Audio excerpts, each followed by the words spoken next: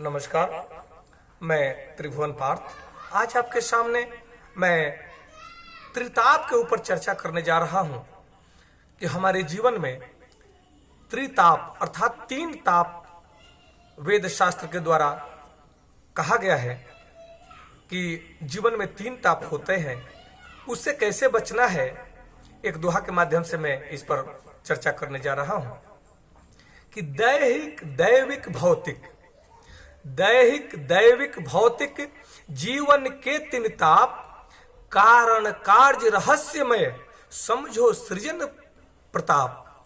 अर्थात जीवन में तीन ताप आते हैं। पहला दैहिक अर्थात शारीरिक ताप क्या है? शारीरिक ताप है कि हमारे शरीर में रोग उत्पन्न हो जाना, बीमारी आ जाना, किसी प्रकार का परेशानी होना, यह शारीरिक ताप है। उसी तरह से फिर दैविक ताप होता है कि जैसे बाढ़ आ जाना, प्रलय हो जाना, सूखा पड़ जाना, आंधी तूफान, महाबारिश होना, यह दैविक ताप कहा जाता है। या महामारी आ जाना, यह दैविक ताप में आता है। तीसरा भौतिक ताप, भौतिक अर्थात अर्थ से संबंधित, धन से संबंधित ताप, यह भी ताप है। भगवान बुद्ध ने कहा है कि भूखे को ज्ञान की आवश्यकता नहीं है, भूखे को रोटी की आवश्यकता है, उसके पेट को भरो। इसलिए अगर भौतिक ताप से मनुष्य ग्रसित है तब उसका कहीं भी मन नहीं लगता और वह कहीं से भी कुछ भी प्राप्त करके अपने भौतिक ताप को मिटाने का प्रयास करता है। उसको न अध्यात्म अच्छा लगता है, न ज्ञान अच्छा लगता है, न स्वास्थ्य अच्छा लगता है। उसको एक नशा होता है कि मेरा भौतिक ताप कैसे मिटे, अर्थात मन का या तन का भूख को कैसे मिटाया जाए। इसके लिए हमें प्रतिदिन कारण कार्य रहस्यमय इन तीन तापों को समझते हुए इनके कारण को भी समझना होगा, इनके कार्य को भी समझना होगा, क्योंकि किस कारण से ऐसा हुआ, किस कारण से ये भौतिक ताप या दैहिक ताप या दैविक ताप जो आया है, इसका निवारण हम कैसे कर सकते हैं, उसके कारण समझें। भगवान बुद्ध ने कहा है कि संसार में दुख है, दुख का कारण है और दुख का निवारण है। इसलिए हमें इसका अवलोकन करना होगा कि हम इन तापों को अर्थात दुख भरे ताप को हम कैसे निवारण कर सकते हैं, कैसे हम इसका समाधान कर सकते हैं।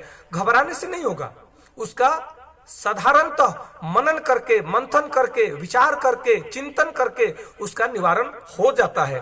कोई ऐसा समस्या नहीं है जिसका समाधान ना हो। इसलिए उसका कारण और उसका कार्य रूप में क्यों प्रकट हुआ है, इसको समझते हुए उसके रहस्य को समझना है और फिर उसके सृजन को भी समझना है कि इसका सृजन हुआ क्यों।